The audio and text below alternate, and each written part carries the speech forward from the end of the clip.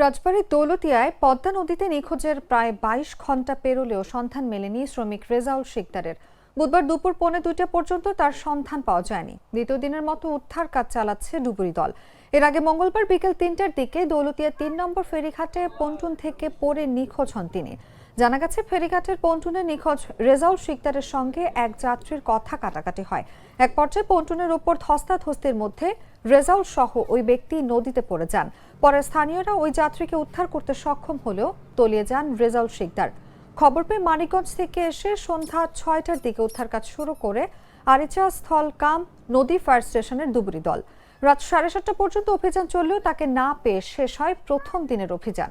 বুধবার বেলা ১০:৩০টার দিকে শুরু হয় দ্বিতীয় দিনের উদ্ধার অভিযান। এদিকে নিখোঁজ রেজাউল শিকদারের পরিবারের দাবি, জমি জমা সংক্রান্ত বিরোধের জের ধরে ফেরিঘাট থেকে পরিকল্পিতভাবে নদীতে ফেলে দেওয়া হয়েছে। ঘটনার সুষ্ঠু তদন্ত সহ নিখোঁজ রেজাউলের সন্ধান চান তারা। আরিচা স্থল কাম নদী ফায়ার স্টেশনের লিডার জয়নুল আবেদিন জানান, নিখোঁজ ব্যক্তির সন্ধানে দ্বিতীয় দিনের মতো উদ্ধার কাজ চলছে। সন্ধান না পাওয়া পর্যন্ত অভিযান চলবে। আমরা নদীতে গোসল করতেছি, পরে ফেরি এসে ভিড়ার পরে উনরা প্রথমে নামার পরে ওরা একজন বেটাই শোনারে যে কলার ধরে করছে কি যে আমার টাকা পয়সা আছে, আমার টাকা পয়সা দিয়ে। উনি করছে যে আমার কাছে নাই, কে পকেট মকেট বাইর করে দেখাইতেছে।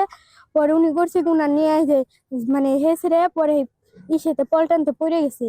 যাওয়ার পরে পরে সবাই উনার উঠাইছে, কিন্তু উনার উঠায় নাই। কে জমি জমা নিয়ে ওরাই মনে করলেন এটা কেন্দ্র করে এখানে আইনের একটা বিশৃঙ্খলা ঘটায় মানুষ দিয়ে লাগায় সেরে মনে করলো দস্তাদস্তি করে একটা গ্যাঞ্জাম সৃষ্টি করে আর কি ফেলাই দিয়ে তারকে মার্ডার করা হয়েছে। সকাল 10টায় আমরা অভিযান উদ্ধার কাজ শুরু করি। পুরোপুরি পর্যন্ত কাজ চলতেছে, আপনারা তো দেখতেছেন। তো আমাদের যখন পর্যন্ত লাশ না পাবে এখন উদ্ধার কাজ চলতে থাকবে।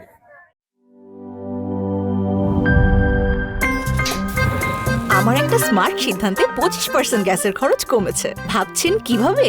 সাধারণ গ্যাস স্টোভ বদলে আমি এনেছি আরএফএল গ্যাস স্টোভ। এর সাইন্টিফিক নজল ও ব্রাস বার্নার ক্যাপ সমানভাবে তাপ ছড়িয়ে রান্না করে দ্রুত।